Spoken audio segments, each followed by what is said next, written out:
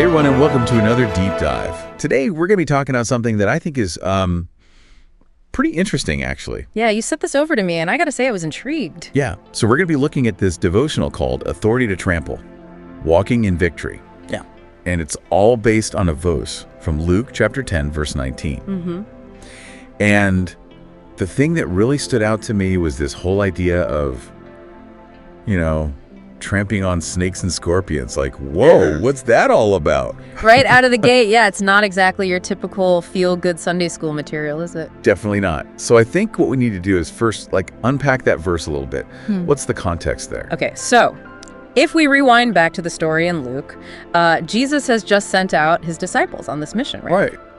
And they come back, and they are just pumped. They're like, Jesus, you won't believe what happened. We did all these amazing things. We healed people. We cast out demons. They were on fire. They were on fire, exactly.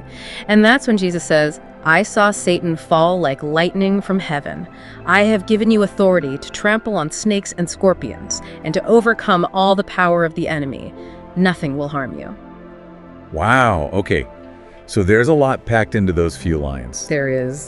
First of all, the snakes and scorpions, right? Like, what do those even represent? I mean, besides just being, creepy crawlies. Yeah, in that time and place, they weren't just random pests. Snakes and scorpions were seen as these symbols of, evil. They represented the demonic, the things that could literally harm you and, poison you. Okay, so they were facing some pretty real threats back then. They were, and it wasn't just about physical danger either, right? This was about spiritual warfare. The disciples were out there confronting spiritual opposition, battling against, forces that wanted to stop them from spreading the message of Jesus.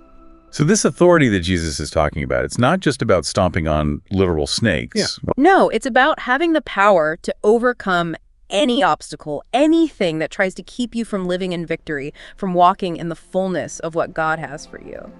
Okay, I get that. Yeah. But we don't really encounter literal snakes and scorpions in our daily lives, at least not most of us. So how does this apply to us today? That's the great thing about this passage. It's timeless. Think about what snakes and scorpions represent in your life. Maybe it's fear that's holding you back, or maybe it's negative self-talk. Oh, yeah, I know that one well. It's the things that try to steal your joy, the things that make you doubt yourself or doubt God. Those are the modern-day snakes and scorpions we need to be trampling on. So it's about recognizing those things and then, taking authority over them. Exactly. It's about standing firm and saying, no, you will not control me. I have the power, through Christ, to overcome you. But doesn't that kind of sound a little, I don't know, maybe a little arrogant? Like, I'm going to go out there and just trample on everything. That's a really good question. And honestly, that's something the devotional tackles head on. Because you're right, it could easily be misinterpreted. But this authority, it's not about puffing ourselves up or becoming spiritual bullies. It's not about control or domination.